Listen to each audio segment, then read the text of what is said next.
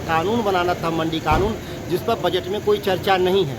इसीलिए किसानों के लिए कानून बजट पूर्णतः निराशाजनक है। ये बिहार विधानसभा पार्टियों के लिए नहीं बना है, पहला नंबर है, ये बिहार की जनता के लिए बना है। बहुत दुर्भाग्यपूर्ण है कि जिस राज्य की 75% आबादी सरकार के हिसाब से, सरकारी आंकड़े के हिसाब से कृषि क्षेत्र पर डिपेंडेंट है, उसमें कृषि क्षेत्र में सुधार के लिए जो व्यापक प्रयास होना चाहिए वो नहीं दिखा गया। प्रतिशत आबादी डिपेंडेंट है, उस पर कोई भी विशेष प्रावधान नहीं था।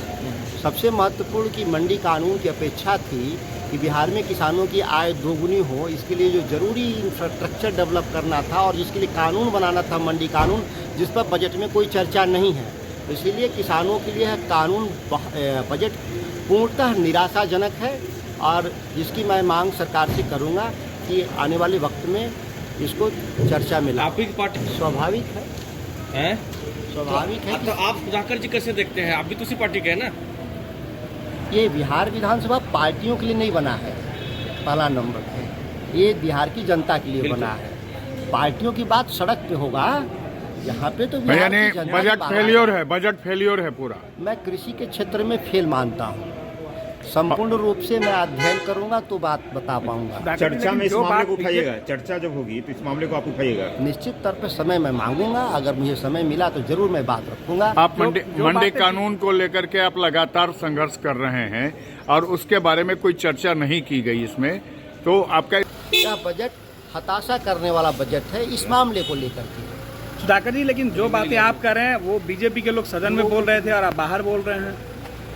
देखिए, मैं कहा ना कि हाउस के भीतर यह पार्टियों का सवाल नहीं है, ये 243 सदस्यों का यह सदन है जो स्वतंत्र रूप से विधायिका की बुनियादी सिद्धांत है। मैं अभी भी कह रहा हूँ, आप इसको रिकरेक्ट करिए। यह राजनीति, चुनावी राजनीति होती है जो हम चुनाव लड़ते हैं 5 साल में एक, लेकिन हम चुनाव बाकी समयों में हम बिहार की जनता की भलाई के लिए संघर्ष करते हैं। वह कोई दलीय प्रतिबद्धता नहीं, इसके अलावा भी जो विधायिका की जो मूल ताकत है, जो मैंडेट होता है सभी विधायकों को, वो होता है कि हम बुनियादी सवाल पर हम विमर्श करें सदन के भीतर, वो महत्वपूर्ण सवाल है। यह दलीय व्यवस्था का विषय नहीं है। कृषि नंबर को लेकर के आप निराशाजनक है। मुझे विश्वास था कि किसानों की आमदनी बढ़ाने के लिए कृषि क्षेत्र में सुधार की जो आवश्यकता है उसके लिए मंडी कानून की ज़रूरत है। जो मंडी कानून की चर्चा इस बजट में नहीं है, ये निराशाजनक है और ना ही बाजार को विकसित करने के लिए अलग से कोई फंड देने की बात है।